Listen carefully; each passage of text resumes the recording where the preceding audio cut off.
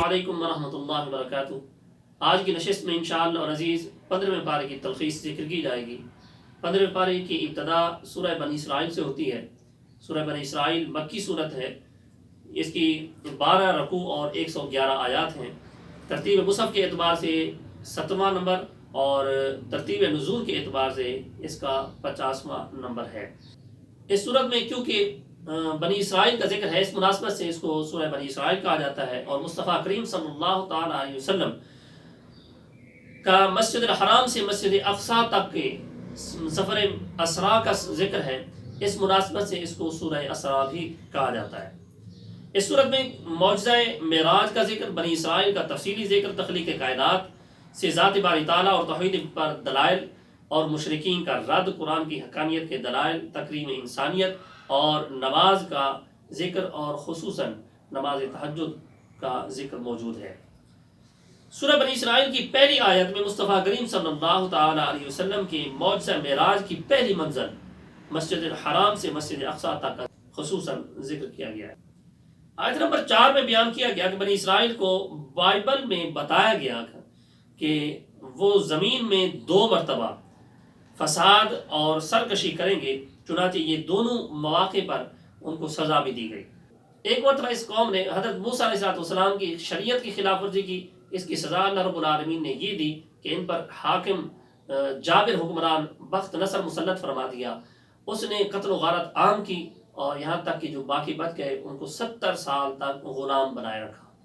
اس کے بعد حضرت عیسیٰ علیہ السلام کی اس قوم نے مخالفت کی، شریعت کی مخالفت کی، پھر اللہ رب العالمین نے ایک اور جابر حکمران پر مسلط کیا، پھر اس کی بھی حکمرانی کے اندر یہ رہے۔ پھر ارشاد فرمایا گیا اگر تم نے مصطفیٰ کریم صلی اللہ علیہ وسلم کی شریعت کی مخالفت کی تو پھر بھی تمہارا وہی حشر ہوگا جو پہلی قوموں کا ہوتا آیا ہے۔ اس کے بعد آیت نمبر 11 میں انسان کو جلد باز کہا گیا، اور آیت نمبر 12 میں لیل و نہار کو قدرت کی نشانیاں ذکر کیا گیا۔ پھر سورہ بنی اسرائیل کے آیت نمبر 23 میں والدین کے ساتھ حسن سلوک کا ذکر کیا جاتا ہے، اور حکم فرمایا جاتا ہے کہ والدین کے ساتھ حسن سلوک کرو، اور والدین میں سے کسی ایک کو اگر بڑھاپے میں پاتے ہو تو ان کے سامنے اف تک نہ کہو، ان کو نہ چھڑکو، اور ان کی عزت و تکریم کرو۔ اس آیت میں حقوق اللہ کا ذکر پہلے، اس کے بعد حقوق العباد کا ذکر کیا گیا ہے، یعنی اللہ کی بندگی مخلوق کی اطاعت پر مقدم ہے، جبکہ اللہ کی بندگی رسول اللہ صلی اللہ تعالی علیہ وسلم کی اطاعت کے بغیر ممکن بھی نہیں ہے۔ پھر بندوں میں حسن سلوک کا درجہ رکھا گیا کہ جب بھی حسن سلوک کیا جائے تو رشتہ داروں کو بعد میں، بہن بھائیوں کو بعد میں، سب سے پہلے حسن سلوک کا حق رکھنے والے تمہارے والدین ہیں۔ پھر آیت نمبر 29 سے تسلسل کے ساتھ احکام کو بیان کیا گیا ہے کہ بخل، حرص اور فضول خرچی سے منع کیا گیا، اور افلاس کے خوف سے اپنی اولاد کو قتل کرنے کی منع کیا گیا، زنا کی ممانعت کی گئی، اور قتل ناحق کی ممانعت کی گئی، یتیم کا مال ناحق کھانے کا منع کیا گیا، یہاں تک کہ ان کے مال کی حفاظت کرنی ہے کہ وہ جب تک بڑے نہ ہو جائیں۔ پھر وعدے کے پورا کرنے کا حکم کیا گیا، ناپ تول میں خیانت کی ممانعت کی گئی، جس چیز کا علم نہ ہو اس کے درپے ہونے کی ممانعت کی گئی ہے۔ کان، آنکھ اور دل، ان سب سے روز قیامت سوال کیا جائے گا۔ تکبر اور اترا کر چلنے کی ممانعت کی گئی، شرک کی مذمت کی گئی ہے۔ اس کے بعد آیت نمبر 49 میں ذکر کیا گیا کہ منکرین آخرت یہ کہتے ہیں کہ جب ہماری ہڈیاں گل سڑ جائیں گی، ریزہ ریزہ ہو جائیں گی، تو کیا ہمیں اثر نو پیدا کیا جائے گا؟ تو اس پر اللہ رب العالمین نے ارشاد فرمایا چاہے تم پتھر کے بن جاؤ، لوہے کے بن جاؤ، یا تمہارے خیال کے اندر اس سے بھی کوئی چیز سخت ہے اس چیز کے بن جاؤ، تو وہی رب جس نے پہلی مرتبہ تمہیں پیدا کیا ہے پھر بھی وہی تمہیں پیدا کرے گا۔ اس کے بعد ارشاد فرمایا آیت نمبر 71 میں کہ انسان اپنے پیشواؤں کے ساتھ، رہنماؤں کے ساتھ روز قیامت بلایا جائے گا، اور روز قیامت جس کے دائیں ہاتھ میں نامہ اعمال ہوگا کامیاب وہی ہوگا۔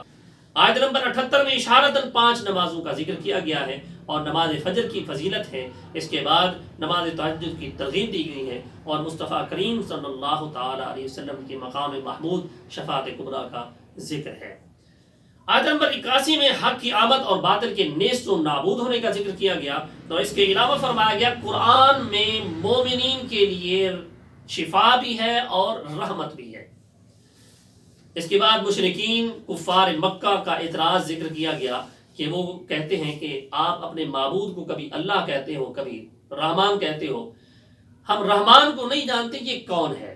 اس پر اللہ رب العالمین نے ارشاد فرما دیا، اے رسول صلی اللہ علیہ وسلم ان سے کہہ دیجئے کہ معبود برحق کو تم اللہ کہو چاہے رحمان کہو، سب عزت والے نام اسی کے ہیں، لیکن نام لیتے ہوئے میانہ روی اختیار کیا کریں۔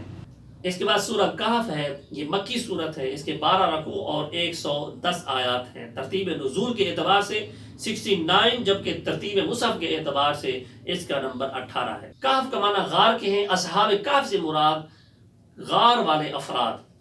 اس میں کیونکہ اصحاب کہف کا ذکر ہے، اس مناسبت سے اس سورت کا نام سورۃ الکہف ذکر کیا گیا۔ اس کی فضیلت میں حضرت ابو سعید خدری رضی اللہ تعالیٰ عنہ کو روایت ذکر کی جاتی ہے کہ مصطفیٰ کریم صلی اللہ تعالیٰ علیہ وسلم نے ارشاد فرمایا، جس شخص نے جمعہ کے دن سورۃ الکہف کی تلاوت کی تو اللہ رب العالمین 2 جمعوں کے درمیان اس کے لیے نور کو روشن فرما دے گا۔ اور ایک اور حدیث مسلم شریف کی ہے، اسی کی فضیلت میں ذکر کی جاتی ہے کہ حضرت ابو درداء رضی اللہ تعالیٰ عنہ روایت فرماتے ہیں کہ حضور نبی اکرم صلی اللہ تعالیٰ علیہ وسلم نے ارشاد فرمایا، جس شخص نے بھی سورۃ الکہف کی 10 آیتوں کو یاد کر لیا، حفظ کر لیا، وہ دجال کے فتنے سے محفوظ رہے گا۔ اس کے علاوہ اس صورت میں ذکر کیا جاتا ہے کہ حضرت عیسیٰ علیہ السلام کے آسمانوں پر اٹھائے جانے کے بعد اس قوم پر دقیانوس بادشاہ مسلط ہو گیا، تو یہ بادشاہ بہت سخت تھا، جو بھی بت پرستی نہیں کرتا تھا ان کے ساتھ ظلم کرتا، یہاں تک کہ ان کو قتل کر دیتا۔ پھر اصحاب کہف کے کچھ افراد اس شہر میں جو رہتے تھے، جو شرفاء میں سے تھے اور معززین میں سے تھے، انہوں نے اپنے ایمان کو بچانے کی خاطر اس علاقے سے کوچ کیا، یہاں تک کہ پہاڑ کے غار کے اندر جاگزی ہوئے اور وہیں سو گئے، یہاں تک کہ تقریباً 309 سال وہیں سوتے رہے۔ ان کی تعداد کے متعلق ذکر کیا جاتا ہے کہ 7 افراد تھے اور ان کا کتا تھا۔ بہرحال ان کی صحیح تعداد تو اللہ رب العالمین ہی جانتے ہیں، قرآن کریم نے ان کی تعداد پر بحث کرنے سے منع فرمایا ہے۔ جب یہ لوگ جاگے تو ایک شخص کو کھانا لانے کے لیے باہر بھیجا کہ وہاں جا کے کھانا لے کے آئے۔ جیسے ہی یہ ایک شخص باہر جاتا ہے، دکان پہ سکے دیتا ہے، وہ دکاندار اس سکے پہ پرانے بادشاہ کی علامات دیکھتا ہے تو بڑا حیران ہوتا ہے، پھر اس سے پوچھتا ہے۔ جیسے ہی پوچھ گچھ ہوتی ہے، پھر ان لوگوں کو لے کر اس وقت کے بادشاہ کے پاس جاتا ہے جو وہ نیک بادشاہ تھا۔ اس نیک بادشاہ نے ان لوگوں کا قصہ سنا ہوا تھا کہ کچھ نوجوان دقیانوس کے ظلم سے تنگ آ کر کہیں غائب ہو گئے تھے، تو مزید تحقیق کی گئی تو معلوم یہی ہوا کہ یہ وہی لوگ ہیں۔ تو پھر ان کے ساتھ بڑا اچھا برتاؤ کیا جاتا ہے، خوب اکرام کیا جاتا ہے، لیکن یہ لوگ پھر واپس اسی غار میں چلے جاتے ہیں اور اللہ رب العالمین نے ان لوگوں کو وہیں وفات دے دی۔ اس کے بعد آیت نمبر 60 سے حضرت موسیٰ علیہ السلام کا واقعہ ذکر کیا جاتا ہے کہ وہ اپنے ایک خادم یوشع بن نون کے ساتھ اللہ رب العالمین کی حکمتوں اور اسرار و رموز کو جاننے کے لیے حضرت خضر علیہ السلام کی تلاش میں نکلتے ہیں۔ دوران سفر حضرت موسیٰ علیہ السلام اپنے خادم کو کہتے ہیں کہ کافی ہم تھک چکے ہیں سفر کر کر کے، ناشتہ لے کے آؤ، کچھ کھا لیتے ہیں۔ اس پر وہ خادم نے کہا کہ ہم جہاں پر ٹھہرے تھے، رکے تھے، آرام کیا تھا، اسی جگہ پر ہمارے پاس جو مچھلی تھی زندہ ہوئی اور وہ سرنگ بناتی ہوئی سمندر میں نکل گئی تھی۔ میں یہ واقعہ آپ کے سامنے ذکر کرنا بھول گیا اور یقیناً یہ شیطان ہی نے مجھے بھلا دیا ہے۔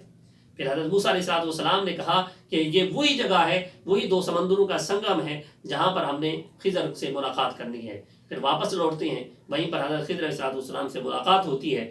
خضر علیہ السلام سے حضرت موسیٰ علیہ السلام ارشاد فرماتے ہیں کہ اللہ رب العالمین نے آپ کو جو علم خاص عطا فرمایا ہے اس میں سے مجھے بھی تعلیم دیجیے۔ اس پر حضرت خضر علیہ السلام ارشاد فرماتے ہیں جن اسرار کا آپ کو علم نہیں ہے آپ ان پر صبر نہیں کر پائیں گے۔ تو حضرت موسیٰ علیہ السلام ارشاد فرماتے ہیں کہ انشاءاللہ آپ مجھے صابر پائیں گے۔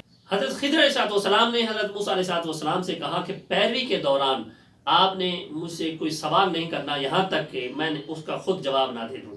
پھر سفر شروع ہوتا ہے، چلتے چلتے دونوں ایک کشتی میں سوار ہوتے ہیں، پھر اچانک ہی حضرت خضر علیہ السلام اس کشتی میں شگاف کر دیتے ہیں۔ اس پر حضرت موسیٰ علیہ السلام فرماتے ہیں کہ یہ برا کام ہے، یہ بری بات ہے، آپ نے یہ کام کیا ہے، اس سے جو لوگ اس پر سوار ہیں وہ ڈوب بھی سکتے ہیں۔ حضرت خضر علیہ السلام نے ارشاد فرمایا میں نے آپ کو پہلے ہی کہا تھا کہ آپ صبر نہیں کر پائیں گے۔